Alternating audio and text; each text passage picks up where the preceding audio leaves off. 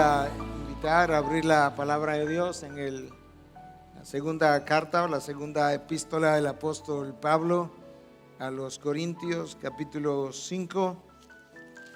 Nosotros vamos a estar continuando nuestra serie, pero lo vamos a hacer de una manera que Dios así lo dispuso, que nos va a permitir reflexionar no simplemente acerca de la resurrección de Cristo que hoy celebramos, sino acerca de todo aquel fin de semana.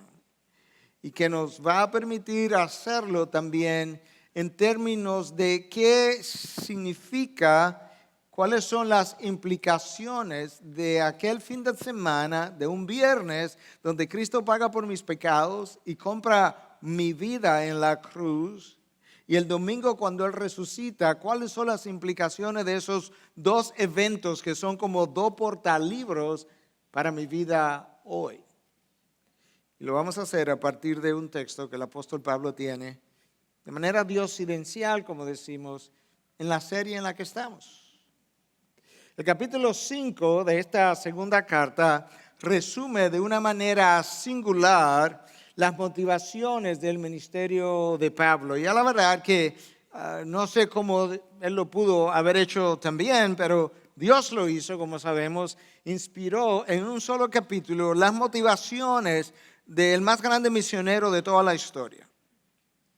Y en la primera parte, este es un capítulo tan rico en contenido que lo hemos dividido en 4 para poder exponerlo. Y en la primera parte, Pablo nos ayuda a ver del versículo 1 al versículo 8, de qué manera nosotros debiéramos caminar confiadamente hacia la eternidad, considerando las aflicciones de este mundo como leves y pasajeras, justamente a la luz de esa eternidad y en vista de la gloria que ha de ser revelada. En el segundo mensaje, que cubrimos los versículos 9 y 10, el apóstol Pablo nos presentó la ambición de su vida, donde él dice, esto ambicionamos, serle agradable a Dios. Había una sola cosa que como que movía a Pablo continuamente y era la ambición, el deseo intenso de poder agradar a su Dios. Yo creo que eso en parte representa el aprecio que él tuvo por lo que ocurrió el viernes y lo que ocurrió el domingo. Pero luego él comienza a detallar las motivaciones de su ministerio, la razón por la que él ministró, cómo ministró, con la intensidad y la urgencia con la que él vivió. Y dijimos en el mensaje anterior que en esencia nosotros podemos ver 4 motivaciones en este texto para el ministerio de Pablo. La primera, el hecho de que él sabía que llegaría el día cuando él tendría que rendir cuentas porque todos compareceremos ante el tribunal de Cristo. Versículo 10. La segunda motivación es el amor de Cristo que nos apremia, dice Pablo en el versículo 11. La tercera motivación, la segunda motivación fue el temor del Señor que él llegó a conocer. La tercera motivación, el amor de Cristo que nos apremia, versículo 14. Y la cuarta motivación, la nueva perspectiva que él había adquirido a partir del momento en que él llegó a ser una nueva criatura después de haber nacido de nuevo. Esa visión de la vida le impedía a Pablo, a partir de ese momento, seguir viendo a los hombres según la carne. De esas 4 motivaciones, nosotros vimos la primera, la comparecencia ante el tribunal de Cristo la semana anterior. En el día de hoy, nosotros vamos a continuar viendo el resto de las motivaciones por el hecho de que Pablo entendiera que llegaría el día en que él tendría que tener su trabajo revisado por parte del Señor. Lo convirtió en un gran mayordomo de los dones, los talentos, las oportunidades del tiempo mismo que Dios había puesto en sus manos, porque él sabía que llegaría el momento en cuando toda su vida sería revisada.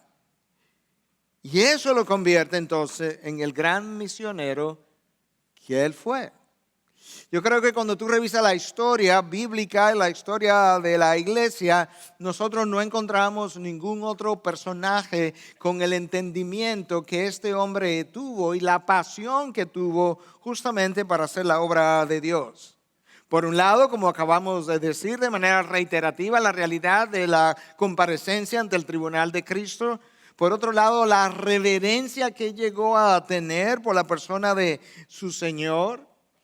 La gratitud del amor de ese Cristo mostrado en la cruz, su pasión por los perdidos, su entendimiento del mensaje, su dedicación a la causa de Cristo, su disposición a sufrir por el avance del Evangelio y la habilidad de hacer todas y cada una de esas cosas para la gloria de su Señor es algo que no ha encontrado paralelo en toda la historia. Y en este texto de la segunda carta a los Corintios, en el capítulo 5, específicamente cuando leemos del 9 hacia el final, tú encuentras la explicación de la urgencia y la intensidad de su vida y de su ministerio. Pero como cubrimos ya el versículo 9 y 10, hoy yo voy a comenzar en el 10 para darle un poquito de conexión con el resto de lo que vamos a leer y vamos a continuar hasta el 17. Porque todos nosotros debemos comparecer ante el tribunal de Cristo para que cada uno sea compensado por sus hechos, estando en el cuerpo de acuerdo con lo que hizo, sea bueno o sea malo. Por tanto, conociendo el temor del Señor, persuadimos a los hombres. Pero a Dios somos manifiestos y espero que también seamos manifiestos en vuestras conciencias. No nos recomendamos otra vez a vosotros, sino que os damos oportunidad de estar orgullosos de nosotros para que tengáis respuesta para los que se jactan en las apariencias y no en el corazón. Porque si estamos locos es para Dios y si estamos cuerdos es para vosotros. Pues el amor de Cristo nos apremia, habiendo llegado a esta conclusión que uno murió y por tanto, por consiguiente, todos murieron y por todos murió, para que los que ahora vivan ya no vivan para sí, sino para aquel que murió por ellos. De manera que de ahora en adelante nosotros no conocemos a nadie según la carne, aunque hemos conocido a Cristo según la carne, sin embargo, ahora ya no le conocemos así. De modo que, conclusión, de modo que si alguno está en Cristo, nueva criatura es, las cosas viejas pasaron, he aquí son hechas nuevas. Una vez más, yo creo que si ha habido alguien en la historia que ha entendido lo que Cristo realmente hizo a través de su vida, muerte y resurrección, es el autor de esta carta. Él comienza ayudándonos a entender con cuánta sobriedad Él tomó el hecho de que un día Él comparecería ante el tribunal de Cristo para tener su obra misionera y su obra de administración revisada ante Dios. Y luego que Él habla de esa comparecencia ante el tribunal de Cristo en el versículo 10, Él continúa en el versículo 11 diciendo, por tanto, conociendo el temor del Señor, persuadimos a los hombres. Ese por tanto está tratando de conectar la comparecencia ante el tribunal con esto que Él llama ahora el temor del Señor. En el Nuevo Testamento la frase es usada de manera reiterativa y la frase implica un sentido de asombro, un sentido de reverencia, un sentido de respeto por Dios, justamente por su santidad, por su poder, por su majestad.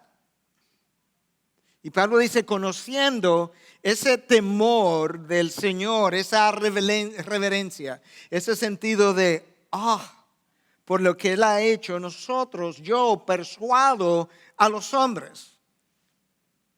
Pablo ha recapacitado, ha reflexionado, ha pensado de manera cautelosa acerca de la obra de Dios, de la obra de su Redentor. Él ha pesado la justicia de Dios en su balanza, por así decirlo, y al mismo tiempo ha conocido la gracia, la misericordia, la bondad, la paciencia, la santidad de ese Dios, y se siente sobrecogido, y él llama a eso el temor del Señor. Habiendo conocido eso, yo no me quedo pasivo, yo voy y hago algo, yo voy y persuado a los hombres de su condición y de su necesidad de perdón.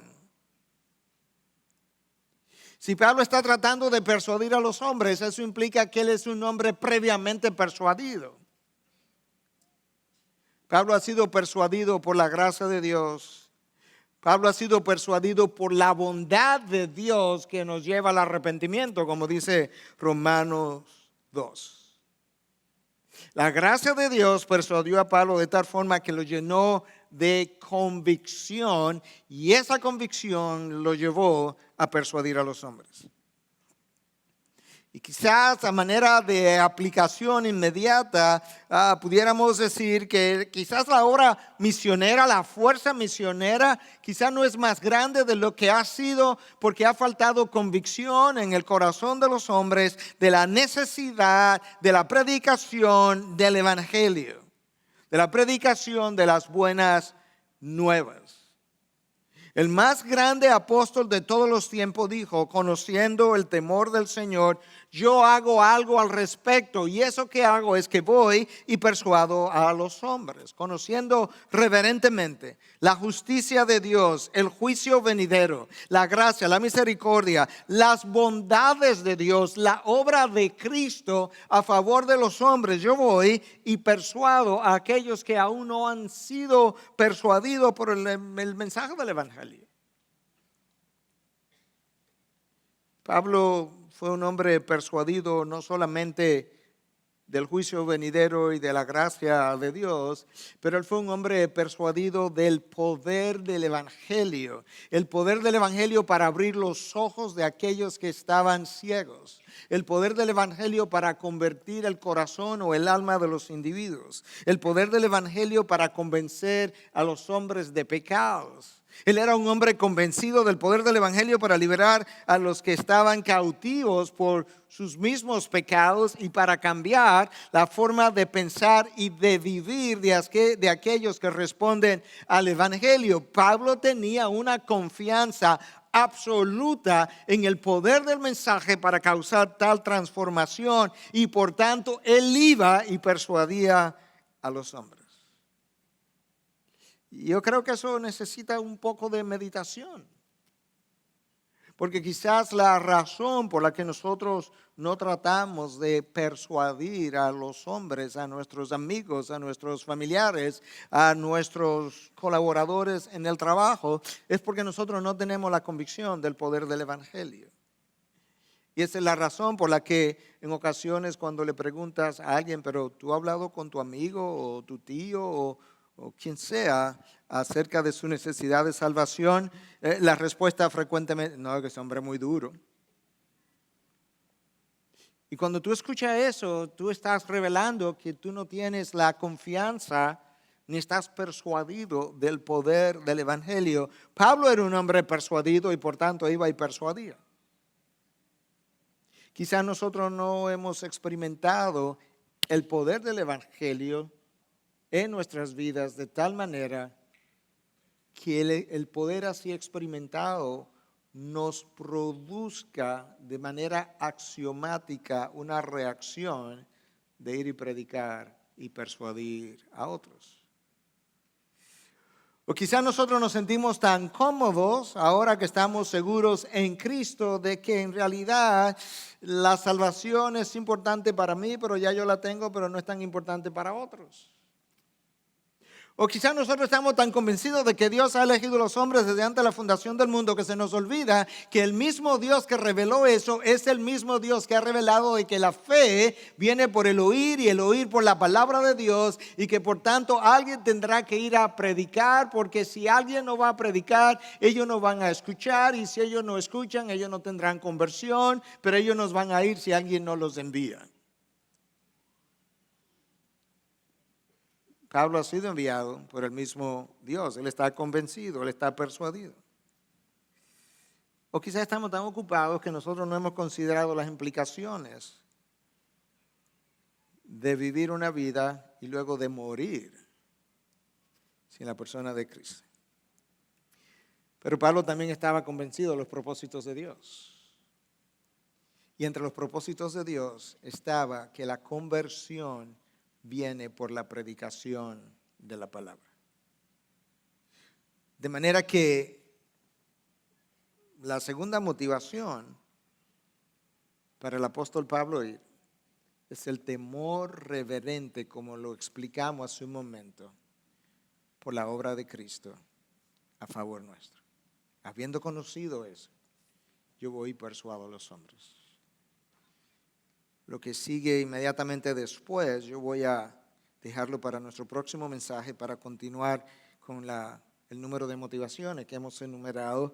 En el versículo 14 yo encuentro la tercera motivación de Pablo para la obra del ministerio, es el amor de Cristo. Versículo 14, primera parte, el amor de Cristo nos apremia.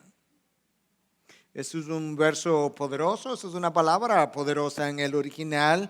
El sentido de esa palabra apremia es que el amor de Cristo nos controla. El amor de Cristo nos deja sin opción. El amor de Cristo es algo que nos ha maravillado de una forma tal, nos ha impresionado de una manera tal, me ha sobrecogido, que no me deja con ninguna otra opción que no sea ir y persuadir a los hombres. Que no sea ir y persuadir a los perdidos. Y quizás eso es una de las cosas que necesitamos pedirle a Dios. Yo sé que yo lo he hecho mi petición en más de una ocasión, y el Señor, ayúdame a experimentar, a entender y a experimentar de una forma mucho más íntima el amor de Cristo, de tal manera que yo te pueda servir de una forma mucho más apasionada.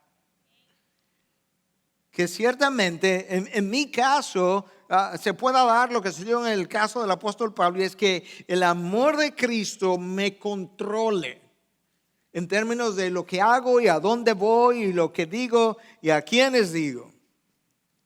El apóstol Pablo decía a los romanos en 1:14, yo tengo obligación para con los griegos como para con los bárbaros, para con los sabios como para con los ignorantes. En otras palabras, yo tengo obligación con todo el mundo. Nota que el apóstol Pablo no dice a los romanos, yo tengo un deseo realmente de predicar el evangelio a cualquiera que lo quiera oír. No, él se siente en obligación, él se siente como un deudor, no porque él tenga que pagar por su salvación, sino que él se siente como un deudor por aquello que ha recibido, y entonces cada vez que da y da y da, él se siente que todavía no ha devuelto lo suficiente, y por tanto, cuando él reflexiona acerca de los bárbaros, de los griegos, de los sabios, de los ignorantes, él dice, yo me siento como un deudor con todos ellos, para que escuchen el evangelio. Pero de lo que Pablo está hablando es el mensaje encerrado entre el viernes en la noche y el domingo en la mañana. Entre la cruz y la resurrección, como dos portalibros. De eso que Pablo está hablando. Y eso que ocurrió ese viernes, Pablo ha podido verlo de una manera que genera en él un sentido de gratitud. Escucha como Pablo continúa en los versículos 14, segunda parte y 15, habiendo llegado a esta conclusión, en otras palabras, yo he meditado sobre esto, yo he reflexionado y yo he concluido. Esto no es algo que yo escuché un día o leí un día. esta es mi conclusión, que uno murió por todos, por consiguiente todos murieron y por todos murió. Yo he meditado acerca de lo que ese viernes implicó. Y es que el inocente murió en el lugar del culpable. Eso es lo que está haciendo crecer en Pablo el entendimiento del amor de Cristo, y eso es lo que está haciendo crecer en Pablo el control que ese amor terminó produciendo en él.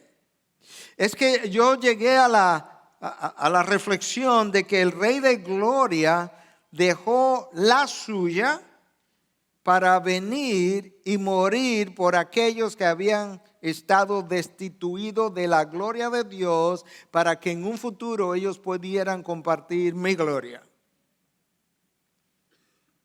Pablo piensa en eso y el amor de Cristo, el efecto del amor de Cristo en su vida se va acrecentando. Yo he visto cómo el santo murió por el malvado. Yo vi cómo, yo he podido pensar un poco más acerca cómo el dador de vida dio la suya para que aquellos que estaban muertos volvieran a la vida. Eso es algo extraordinario, de manera que la realidad de la cruz a favor de los hombres hizo que Pablo se sintiera profundamente motivado para alcanzar a otros.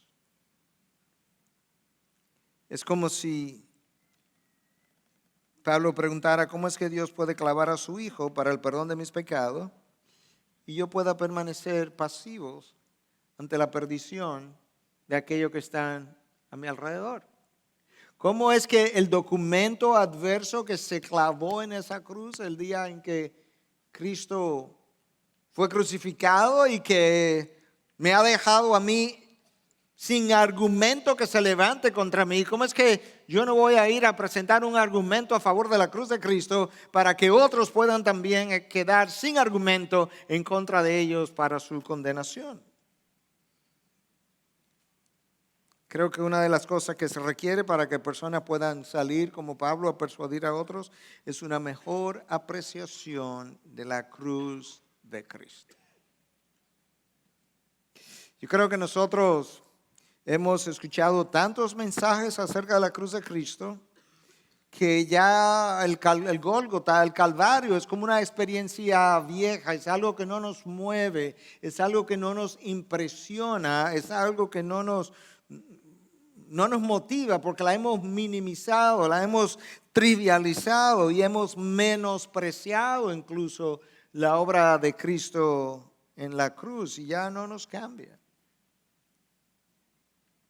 Yo estoy convencido que si nosotros logramos aquilatar mejor qué es lo que el Hijo hizo a favor de los hijos de los hombres, nosotros seríamos mucho mejores pastores, evangelistas, misioneros, ciudadanos, esposos, esposas. Nosotros seríamos mejores cualquier cosa. Yo creo que el amor de Cristo no solamente que no lo hemos podido aquilatar lo suficiente, sino que el amor nuestro por Él tampoco ha sido lo que corresponde. Cristo dijo: si me amáis, obedecéis mis mandamientos, de manera que ese fue un llamado, una manera de motivarnos a obedecer. Simplemente tienes que amarme. Cuando me ames, me obedecerás mejor. Y si me amas, entonces uno de los mandamientos que va a obedecer es cuando yo dije: id pues y haced discípulos de las naciones. Si no hemos experimentado más íntimamente el amor, no iremos. Pero algunos quizás están siendo pastor, pero yo no soy misionero. No, pero todavía tienes una gran comisión delante de ti, porque dice ir y hacer discípulos. Y la idea en el original no es tanto solamente lo puedes hacer si vas a las naciones, aunque esa es la meta final, sino mientras vayas por el camino, haz discípulos. ¿Cómo es que Él puede bajar del cielo en la tierra sin forzarme a mí a dejar mi casa, a ir quizá a otros hogares, a persuadir a otros? ¿Cómo es que Él puede despojarse a sí mismo de toda su gloria y yo no puedo despojarme de mi comodidad, de mi zona de confort. ¿Cómo es que Cristo puede usar sus clavos para atraer a otros al arrepentimiento y yo no puedo usar mi profesión para persuadir a los hombres? O en algunos casos aún dejar mi profesión, como lo hizo el apóstol Pablo, que miró hacia atrás y lo consideró todo como basura por el privilegio de conocer a Cristo. Pablo fue movido no solamente por el temor del Señor, fue movido no solamente por el amor de Cristo que nos apremia, como él decía, sino por ese sentido de gratitud, por el amor demostrado en la cruz. Escúchalo en el versículo 15, para que los que viven ya no vivan para sí, sino para aquel que murió y resucitó por ellos. Esa es la gratitud. Cristo murió, uno murió por todos y por tanto todos murieron. Próxima frase, escucha, ¿para qué? Frase de propósito, ¿para qué? Lo que ahora viven, tú y yo, ya no viven para sí como vivían antes, sino para aquel que murió y resucitó por ellos. Esa es la pregunta, esta es la pregunta que Pablo está considerando. ¿Cómo puede él morir por mí y yo no vivir para él? Esa es la pregunta que tenemos que considerar. Pablo había entendido que ciertamente ya él no podía vivir para sí porque otro lo había comprado a precio de sangre y lo compró justamente para hacerlo esclavo por amor, esclavo de rectitud, esclavo de Cristo, reconociendo que el amo no era un dictador, sino un amo misericordioso y amoroso. Y Pablo lo que está teniendo es una respuesta lógica a la realidad de lo que él ha entendido. Él ha entendido cosas que tú y yo quizás no hemos entendido de la misma manera, pero el apóstol Pablo está ayudándonos a entender que no es ni siquiera lógico el no ir después de haber conocido el temor del Señor, el amor de Cristo y su muerte a nuestro favor, y conocer también que Él compró mi vida para que ya yo no viva para mí, ya no puedo, ya yo tengo dueño, algo que Él tuvo que enfatizar a los corintios una y otra vez. No solamente en esta carta, pero en la carta anterior, cuando Él le escribió en el capítulo 6, 19, no sois vuestros, no tenéis vuestras propias agendas, no podéis dirigir vuestros propios caminos y direcciones. Próximo versículo 6:20, pues por precio habéis sido comprados, por tanto glorificar a Dios en vuestro cuerpo. No puedes usar tu cuerpo de la manera que quieras ya, porque tú has nacido y has sido hecho una nueva criatura y fuiste comprado por precio.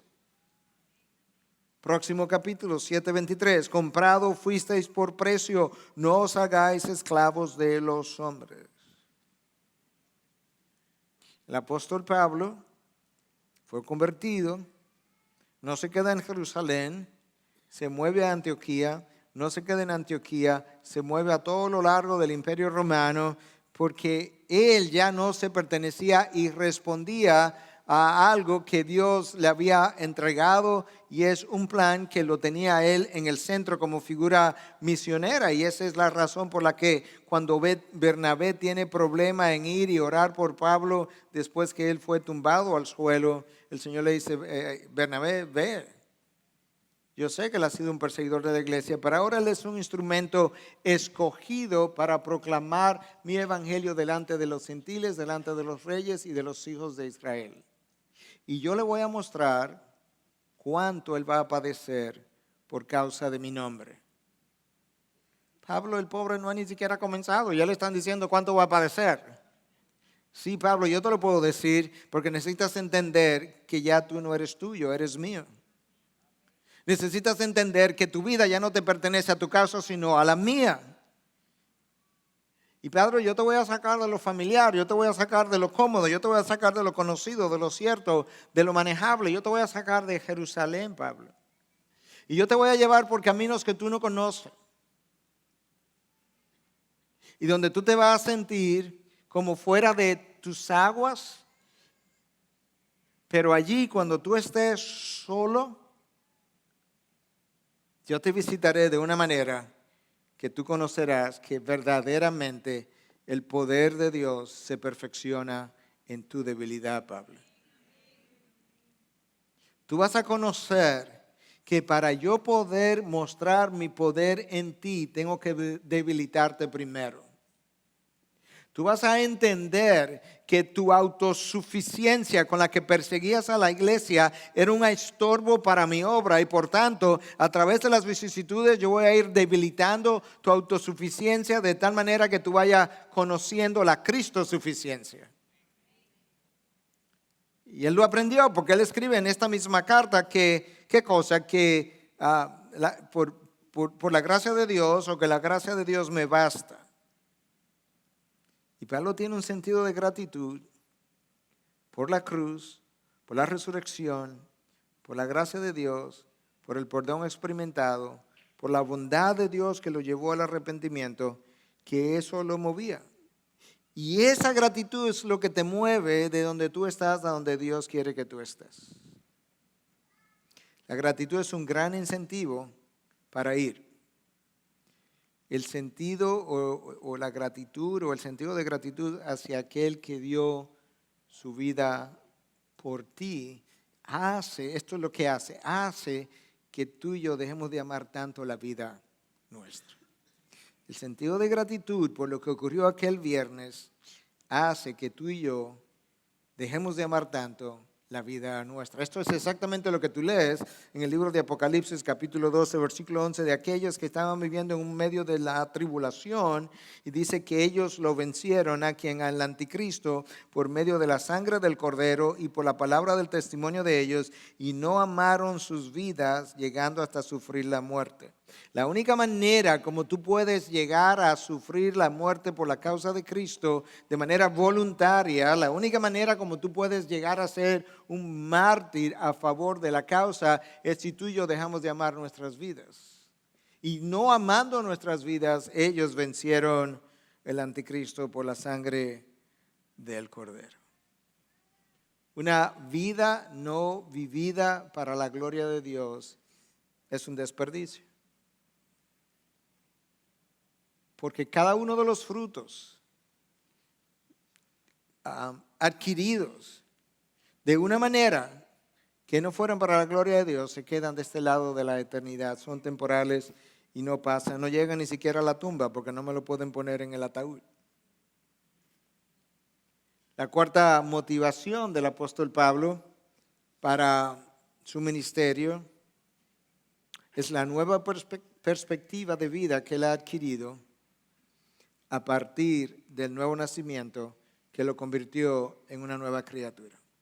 Y él une esas dos ideas. Escucha cómo él lo dice, versículos 16 y 17. De manera que nosotros, de ahora en adelante, ya no conocemos a nadie según la carne. Esa es la nueva perspectiva. Ahora yo no veo el mundo, yo no veo a los hombres de la misma manera que yo lo vi anteriormente. Ya nosotros no vemos a nadie según la carne, aunque hemos conocido a Cristo según la carne. Sin embargo, ahora ya no le conocemos así. Cuando yo supe de Cristo antes de mi conversión, Pablo supo del Señor Jesucristo. Él estaba persiguiendo su iglesia. Él evaluó a Cristo según la carne. Ya no lo evalúa así, pero tampoco evalúa a ninguno de los hombres. De modo, esta es la conclusión, de modo que si alguno está en Cristo, nueva criatura es, las cosas viejas pasaron, he aquí son hechas nuevas.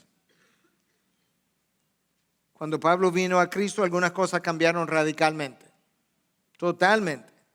Su corazón fue sensibilizado, su esclavitud al pecado fue rota, su mente fue transformada, su rebelión fue conquistada, pero su actitud frente a la vida y frente a los hombres cambió, porque ya no los veía según la carne, ya no los valoraba según la carne, ya no le daba, ya ellos no tenían la misma implicación que tuvieron cuando él estaba en la carne versus ahora que está en Cristo. Anteriormente, para Pablo, un jefe era alguien para ser obedecido. Una mujer podía ser alguien para disfrutar o tener hijos. Un empleado pudiera ser alguien para ser abusado, sobre todo en el contexto del primer siglo. Y un amigo pudiera ser alguien para ser usado, pero ahora él tiene una nueva perspectiva de los hombres y de la vida y por tanto un jefe, un hombre, un amigo, un empleado son potenciales conversos a la persona de Cristo.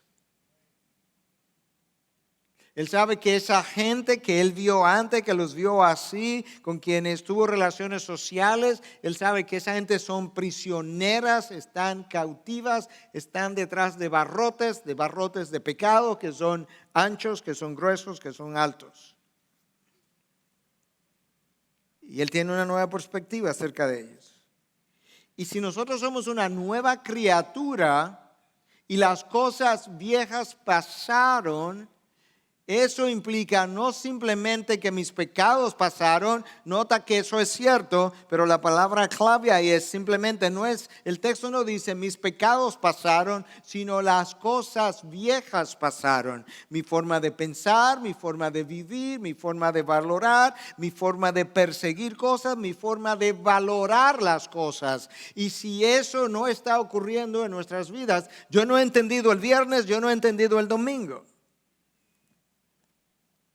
El viernes de crucifixión y el domingo de resurrección. Mi vieja forma de vivir, de pensar, de valorar la vida, todo eso cambió. Y muchas veces es lamentable porque cuando hablamos de esa nueva criatura, frecuentemente lo que tenemos en mente es solamente el pecado que se me ha perdonado. Y ciertamente eso es parte de. Pero tú puedes ver inmediatamente en el contexto anterior inmediato que Pablo te habla de lo que la nueva criatura también implica. Ya no evaluamos a nadie según la carne. Si estamos en Cristo, versículo 17, si alguno está en Cristo, nueva criatura es. La frase en Cristo aparece en las epístolas de Pablo 76 veces, es una frase muy paulina, implica una cierta garantía en la persona de Jesús eterna como fruto de haber tenido nuestros pecados perdonados vía su muerte y nuestra resurrección garantizada vía su resurrección. Y ahora nosotros entonces estamos garantizados en Cristo. Lamentablemente muchas veces esa nueva criatura no exhibe el poder de transformación del Evangelio. Cuando la vida de Pablo fue tocada, alcanzada por el Evangelio, todo lo que a él le daba prestigio, sentido de importancia, significado, poder, todo eso lo consideró basura. Él pensó, cuando él dijo yo era de la tribu de Benjamín, basura. Yo recuerdo cuando yo me ufanaba de que yo fui circuncidado al 8º día, basura.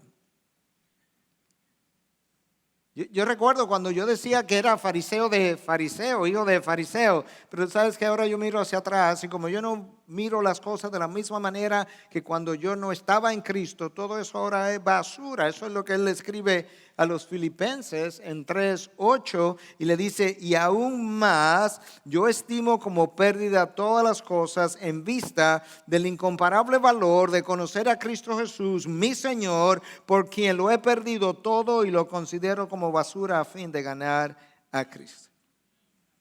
Pablo no trabajaba por las razones que la mayoría de la gente trabaja.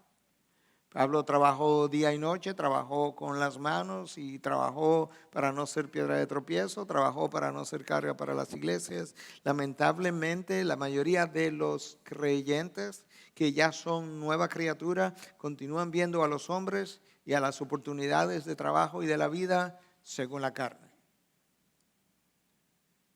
¿Y por qué menciono eso? Porque hay una gran mayoría que todavía está buscando poder, prestigio, posición, placer, prosperidad en las cosas de este mundo o en el trabajo que tienen. De tal manera que parte de la meta es el engrosar sus arcas. Y ciertamente Dios puede ayudarnos a engrosar dichas arcas, pero eso nunca debe ser ni la meta ni una motivación. Una vida impactada por el Evangelio le ha perdido la atracción que esas cosas tenían cuando él estaba en la carne y no en Cristo. Pero el Evangelio no le ha impactado de la manera que impactó a Pablo. De manera que si algo va a cambiar y si esa nueva criatura va a exhibir el efecto de haber sido transformada, hay dos cosas que tienen que ocurrir. Número uno, él tiene que entender que no puede seguir viviendo para sí mismo, sino para aquel que lo compró. Y número dos, no podemos seguir considerando a los hombres según la carne.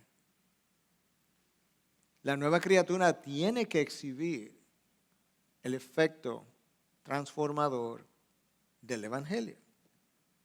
Ser cristiano no es tener una vida más moral, aunque eso es bueno. No es tener una esposa sumisa, aunque eso es aplaudible. No es tener unos hijos exitosos que le va bien en la universidad, aunque eso también es bueno. Pero ser una nueva criatura implica que yo tengo una búsqueda primaria, que es el reino de Dios y su justicia. Confiando, creyendo que todo lo demás se daría por añadidura. De tal forma que para esa nueva criatura el éxito ya no define quién él es. Él no anda buscando el éxito por la adquisición de las prebendas de este mundo, porque él tiene mejores recompensas en el mundo venidero. Su búsqueda o su preocupación número uno no es el éxito, sino la fidelidad a su Dios. Lo que el cristiano hace en su trabajo no define quién él es, porque su identidad está en Cristo. Su salario no es la motivación número uno para hacer lo que él hace, porque como ya mencioné, las riquezas en Cristo, las riquezas en gloria superan, pero con mucho, aquello que pudieran pagarte de este lado de la eternidad. La fama de su nombre no puede ser la motivación, porque su búsqueda no debe ser ahora su fama, sino hacer el nombre de Cristo famoso. Y el control de mi vida, de la vida de los demás, tampoco puede ser una motivación, porque él no lo tiene y por tanto no debiera desearlo. El hombre secular que no está en Cristo busca en su trabajo la solución a su infelicidad, inseguridad, inferioridad, intranquilidad, insatisfacción, insuficiencia, todas y cada una de esas cosas cuyas respuestas están solamente en el Evangelio. Y eso debe ser diferente en la nueva criatura de la cual habla Pablo. Ahora, yo creo que en la mente de esa nueva criatura hay obstáculos que le impiden mostrar la obra de Cristo en su vida después de él haber sido convertido en una nueva persona y de estar en Cristo. Y es que por un lado no hemos entendido los componentes del Evangelio. Por otro lado es que nosotros vivimos en medio de una sociedad tan individualista y el Evangelio no se puede vivir de manera individual y aislada. Y en tercer lugar, nosotros nos sentimos cómodos muchas veces conociendo la verdad o sin practicarla o sin proclamarla o ambas cosas.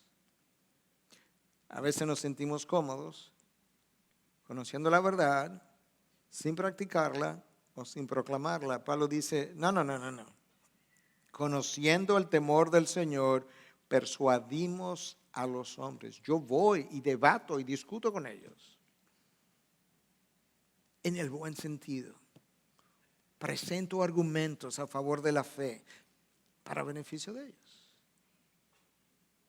Yo creo que muchas veces nosotros no entendemos todo lo que está detrás del Evangelio. Hay una humillación de parte de la segunda persona de la Trinidad que abandonó su gloria a favor de los hijos de los hombres. Hay un sacrificio de parte de Jesús cuando va y se cuelga en un madero. Hay no solamente un sacrificio y una humillación, y una sobredosis de gracia sobre gracia que ahora yo necesito extender a otros, y hay un perdón incondicional de mis pecados que yo necesito como nueva criatura también poder extender a otros, de manera que ahora cuando yo miro a un jefe, a un empleado, a una mujer, a un amigo, y ya no lo miro según la carne, yo quisiera que él pudiera también aquilatar la obra de humillación, de sacrificio, de gracia y de perdón de Cristo a favor de él y a favor mío.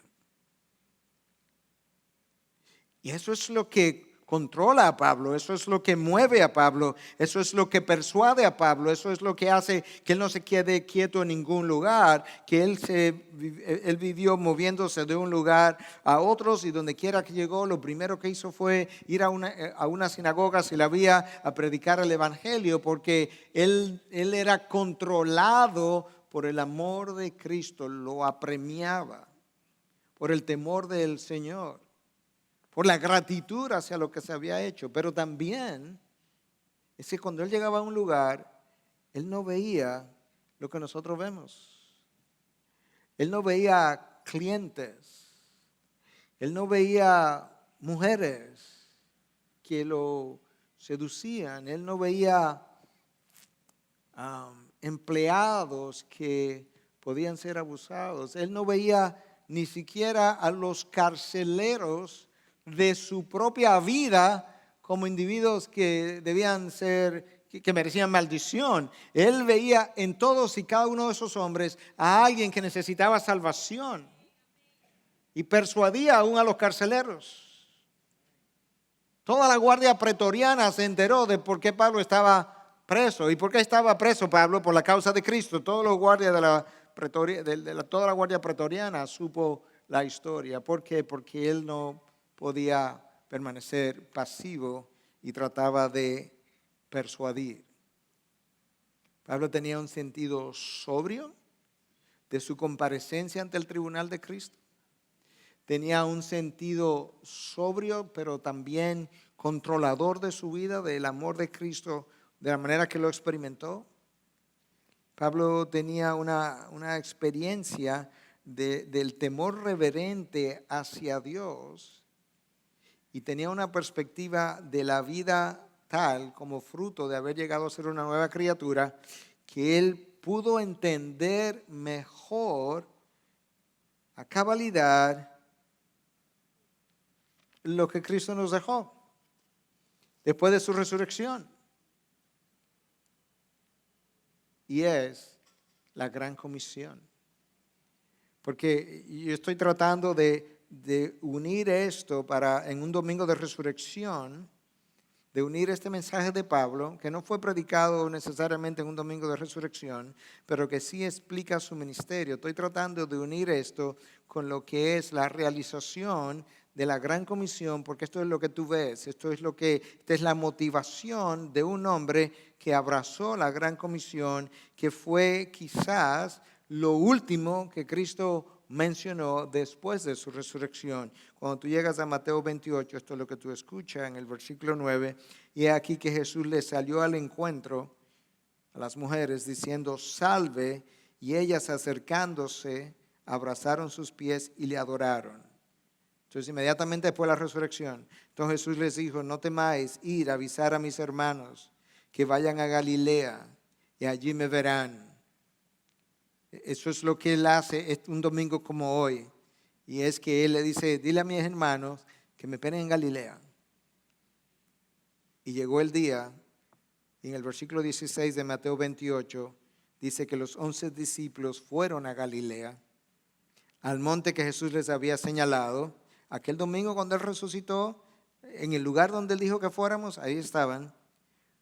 Cuando le vieron, le adoraron, mas algunos dudaron. Y acercándose Jesús les habló diciendo: toda autoridad me ha sido dada en el cielo y en la tierra. Id pues y haced discípulos de todas las naciones, bautizándolos en el nombre del Padre y del Hijo y del Espíritu Santo, enseñándoles a guardar todo lo que os he mandado. Y he aquí, yo estoy con vosotros todos los días hasta el fin del mundo.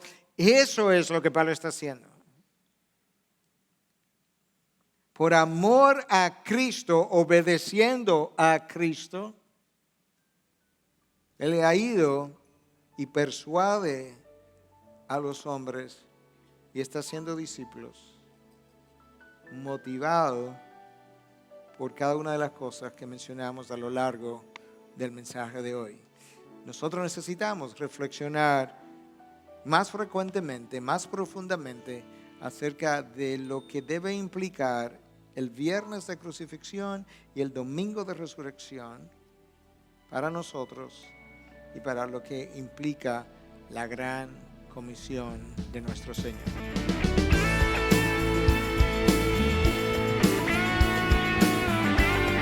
Esta es una producción que llega hasta ustedes gracias a los aportes de individuos y empresas comprometidos con la defensa de la fe. Para más información, preguntas y comentarios, visite nuestra página de internet www.integridadysabiduría.org. En esta página encontrará información sobre la producción de este y otros recursos que ponemos a su disposición, como también las formas en las que usted puede contribuir con la producción de programas como estos. Les invitamos nuevamente a visitar nuestra página de internet www.integridadysabiduría.org. Será hasta la próxima, cuando nos reencontremos en su palabra.